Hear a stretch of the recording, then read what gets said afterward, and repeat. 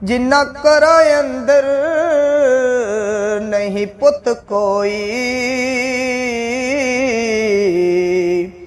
ते कूड़े जीन दे सबे समयान होंदन ते वेड़ा खान पैंदा है बाज पुत्रां दे ओ कदे जीवन विच तरान होंदन पखू आस वाले जदों उड़ जावन ते मगरों कास ते मान गुमान होंदन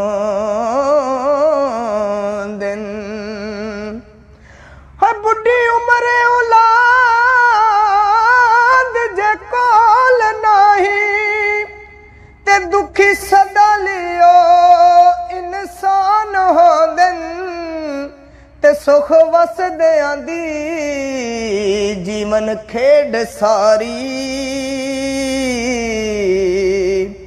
बिना पुत्रा मापे कान होंदन।